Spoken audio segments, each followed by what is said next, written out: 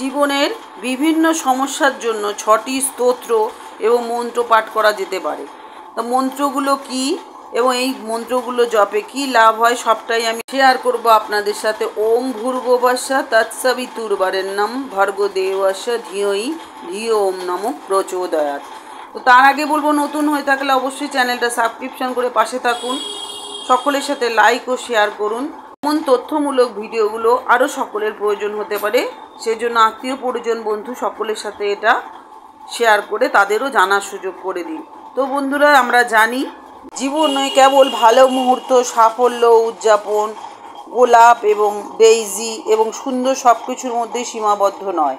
কখনো কখনো কিন্তু এটি হতাশাজনক, দুঃখজনক এবং মানুষকে বঞ্চিত এবং অরক্ষিত বোধ করায়। মনে হয় যেন মহাবিশ্ব আমাদের পথে অনেক বাধা সৃষ্টি করার ষড়যন্ত্র করে রেখেছে এবং এই মুহূর্ত যে অসহায়ত্ব অনুভব করা হয় তা কেবল দুঃখজনক। কিন্তু এই সব কিছুর মধ্যে কিছু স্তোত্র এবং স্তোত্র একজন ব্যক্তির অনুভূতি পরিবর্তন করে এবং জীবনকে বিভিন্ন সমস্যার মধ্যে দিয়ে অধ্যবসায় করার শক্তি দেয় বলে বিশ্বাস করি আমরা।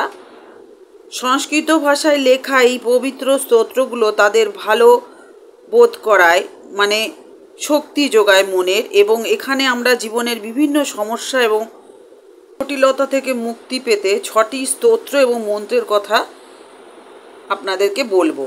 শক্তি এবং সাহসের জন্য যদি গত কয়েকদিন মাস ধরে আপনার মধ্যে অদ্ভুত অনুভূতি থাকে এবং দুর্বলতা, ভয় বা অস্বস্তির অনুভূতি থাকে, তাহলে হয়তো হনুমান চাল্লিশা জপ করা শুরু করতে পারেন। ভগবান হনুমানের উদ্দেশ্যে নিবেদিত এই সহজ 40টি শ্লোকের স্তোত্র, যার নিয়মিত জপ করলে আপনার ভেতরে সাহস তৈরি হবে, ভয় শূন্য হবে এবং যে কোনো সমস্যা ও বাধার মুখোমুখি হওয়ার শক্তি পায় বলে বিশ্বাস করা হয়। বলা হয় যে ভগবান হনুমান নেতিবাচক শক্তি অর্থাৎ নেগেটিভিটি এবং খারাপ গ্রহের প্রভাব দূর করতে পারেন হনুমানজি, যা মানুষকে আরও ভালো জীবনযাত্রা করতে সাহায্য করে। মানসিক শান্তি এবং স্বচ্ছতার জন্য যদি আপনি জীবনে উদ্বিগ্ন এবং বিভ্রান্ত বোধ করেন এবং কিছু মানসিক শান্তি এবং স্পষ্টতাই আপনার একমাত্র চাওয়া হয়, তাহলে গায়ত্রী মন্ত্র জপ করুন, তাহলে কিন্তু আপনাদের জন্য সহায়ক হবে। গায়ত্রী মন্ত্রকে সবথেকে শক্তিশালী বৈদিক মন্ত্রগুলোর মধ্যে একটি বলে মনে করা হয় এবং এটি মনকে তীক্ষ্ণ করতে এবং স্নায়ুগুলোকে শান্ত করতে কিন্তু সাহায্য করে আমাদেরকে। এটাও বলা হয় যখন আপনি গায়ত্রী মন্ত্র জপ করেন তখন এটি আপনার চিন্তা ভাবনাকে শুদ্ধ করে এবং আপনার প্রয়োজনীয় সিদ্ধান্তগুলোকে স্পষ্টতা আনতে সাহায্য করে। বলা হয় যে ভোরে গায়ত্রী মন্ত্র জপ করলে জীবনে কেন্দ্রীভূত অসুস্থতা বা শান্তি বোধ করে মানুষ এই মন্ত্র জপে। সুস্বাস্থ্য এবং জীবনের জন্য কোন মন্ত্র? মানুষ যখন নিজে অসুস্থ থাকে বা তার প্রিয়জন অসুস্থ থাকে তখন প্রায়শই যেই মন্ত্রটা জপ করে তা হলো, ভালো করেই জানেন, ভোলেনাথের প্রিয় মন্ত্র মহামৃত্যুঞ্জয় মন্ত্র। এবং এটি এমন একটি মন্ত্র যা মানুষের মন থেকে সুস্বাস্থ্য প্রদান করে এবং অকাল মৃত্যুর ভয় থেকে দূর হয়ে যায়। মহামৃত্যুঞ্জয় মন্ত্রটি ভগবান শিবের উদ্দেশ্যে উৎসর্গীকৃত, যিনি ভয় এবং অসুস্থতার বিনাশক। এই মন্ত্র জপে শারীরিক ও মানসিক যন্ত্রণা নিরাময় করে এবং অকাল মৃত্যু বা দুর্ঘটনা থেকে রক্ষা করে বলে বিশ্বাস করা হয়। এটা কিন্তু প্রমাণিত, অনেকের বাড়িতে কিন্তু এই মন্ত্র বাজে, অনেক অসুস্থ লোক কিন্তু সুস্থ হয়ে যায়, হসপিটালেও কিন্তু কম বেশি এটা বাজানো হয়। আপনারাও চেষ্টা করবেন বাড়িতে যখন নিজে অসুস্থ থাকবেন বা কেউ খুব অসুস্থ থাকবে, এটা আস্তে করে বাজিয়ে তার কানের সামনে রাখবেন, অটোমেটিক দেখবেন সে সুস্থ বোধ করছে বা সুস্থ হয়েও যায়। তো যাই হোক, এবার পরেরটা বলছি, জীবনে সম্পদ এবং সমৃদ্ধির জন্য কোন মন্ত্র আমরা বলবো। যদি আপনার মনে হয় আপনার সম্পদের পথ বন্ধ হয়ে গেছে অথবা আপনার অর্থের পথে কিছু বাধা রয়েছে, তাহলে কনকধারা স্তোত্র পাঠ এবং জপ করার চেষ্টা করুন, যা এটা আর্থিক চাপ, ঋণ দূর করতে এবং আয় বৃদ্ধিতে সহায়তা করে বলে বিশ্বাস করা হয়।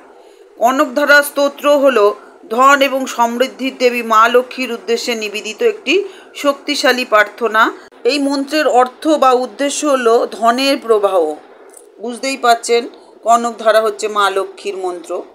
অনেকেই আছে না কুনজর বদনজর দেয়, সবার নজর কিন্তু ভালো হয় না। দেখবেন অনেকে কি সুন্দর লাগছে দেখতে, বা অনেকে বাবা তোকে কি দেখতে হচ্ছে, অনেকে কিন্তু ভালো মনে বলে, সেটা লাগে না, কিন্তু কারোর মনে যদি খারাপ কিছু থাকে তারটা কিন্তু খুব এফেক্ট করে।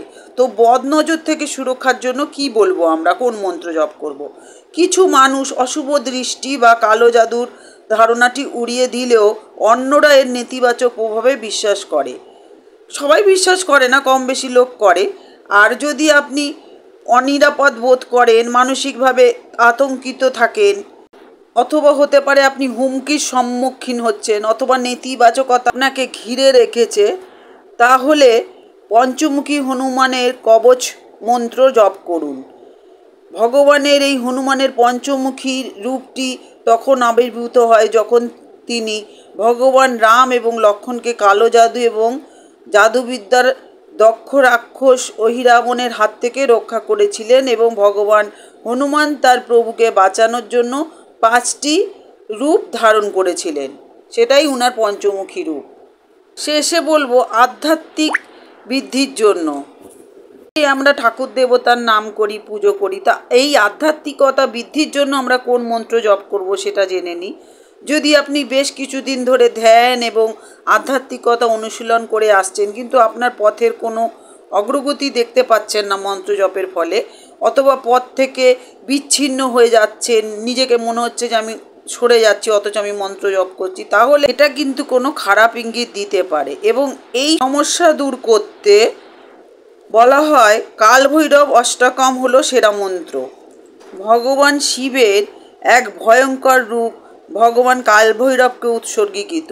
এই স্তোত্রটি আধ্যাত্মিক পথে ভয় এবং বিক্ষেপ দূর করতে সাহায্য করে বলে বিশ্বাস করা হয়। মানে আপনার মনকে শক্ত করে দেয়, আপনার আধ্যাত্মিকতার পথ প্রশস্ত হয় এই মন্ত্র, অর্থাৎ কালভৈরবের এই ভয়ঙ্কর রূপের স্তোত্রটি।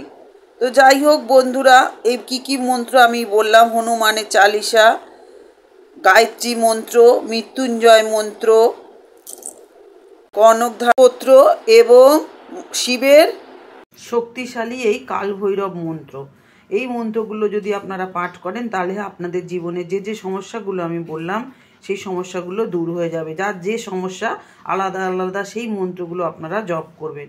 তো বন্ধুরা, ভিডিওটা যদি ভালো লাগে অবশ্যই সকল বন্ধু এবং আত্মীয় স্বজনের সাথে শেয়ার করুন, কারণ তাদেরও এটা প্রয়োজন হতে পারে।